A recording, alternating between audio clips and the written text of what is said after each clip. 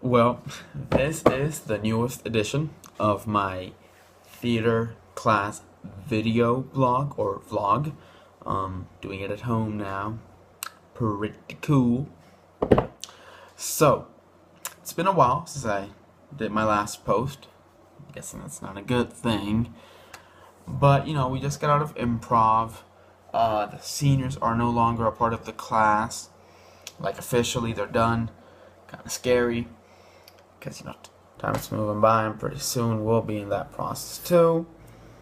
But oh well. Improv was a fun unit. And now, we did Shakespeare. Now, there's so many things that you can do with Shakespeare. 33, maybe more plays, all these exercises. The amount of different, not the same one, but different TV shows or just videos that you can see of other actors together as a group doing Shakespeare exercises. It baffles you because there's just so many. It's limitless amounts of sources and activities to do in relation to Shakespeare, and it's because there's just so much. There's so much that you can grasp and get from it. There's the iambic pentameter. There's the switching between prose and verse in a line. There's the style in which his plays were written, how they could relate to classical plays, classical theater, because they do sometimes, but how they don't, how they differentiate it, and how Shakespeare a lot of the times went his own path and veered away from classical theater. And also, it's interesting because a lot of the times he did that on purpose, obviously, but on purpose because he was very close to politics at the time. The Royal Shakespeare Company, he was very close to the Queen, so a lot of the times his plays are slightly edged or weighed on a little bit on the political balance towards a certain side, towards the royalty, and it tried to be in alignment with everything that Elizabeth tried to bring into England, and just steer away from everything that were in the past traditions. So he never really compliments or makes religion look very good in any of his plays, because once Elizabeth came in, even though religion was still it was still pretty important to the people of England, one of her personal aims was to give it less importance and change the stigma of religion, which at the time was that if you didn't follow it, you were kind of like a witch and you deserved to be killed, or if you were a man, you were a traitor. And people used to spy on each other to find out who believed in God and who didn't. So Elizabeth worked on toning that down and changing the view that everyone had on religion at the time. And Shakespeare tries to do that in his plays.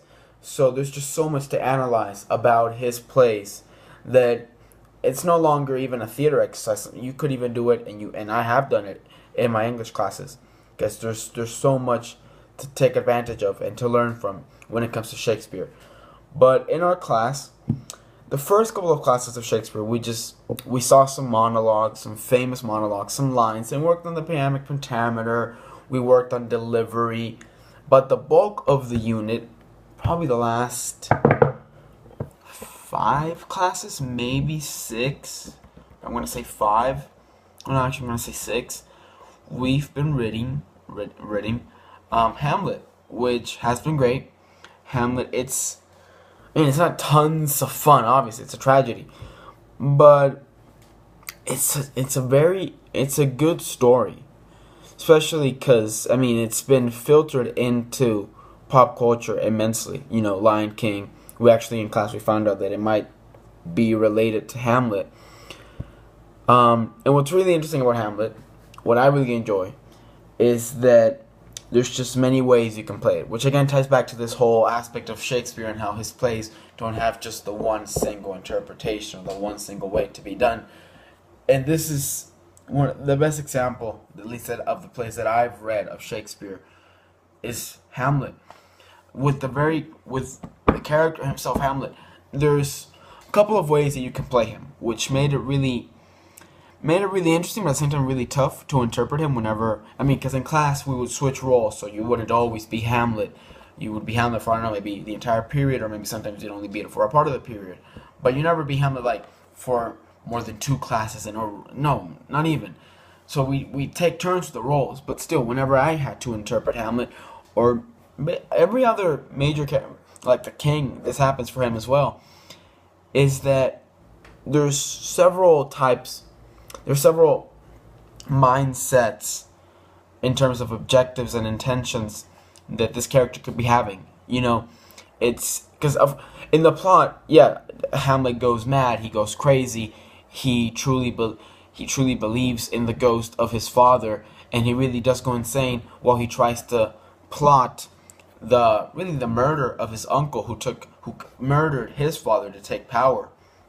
Hamlet just really loses his mind, and he kills his best friends, and he treats horribly the girl that is in love with him. And from what we know and from what we can see, he's not in love with her.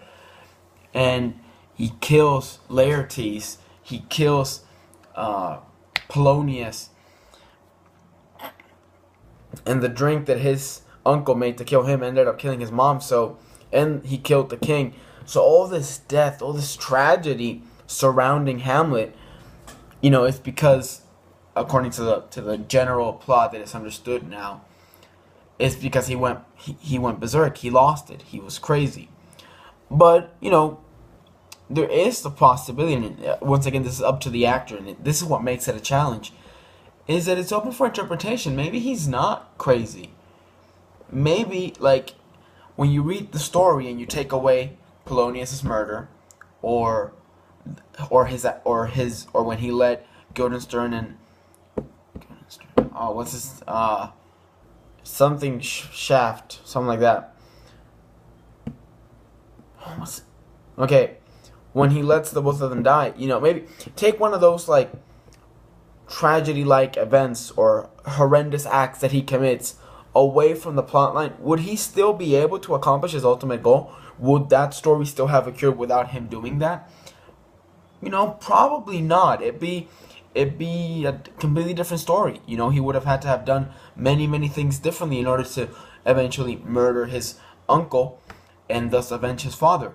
So maybe Hamlet isn't really crazy. It's just an act that he's playing, so people make excuses for him along the way, so that in the first and second act they don't believe that he's really this evil person that's going crazy. They just, you know, they try to back him up and defend him, like, yo,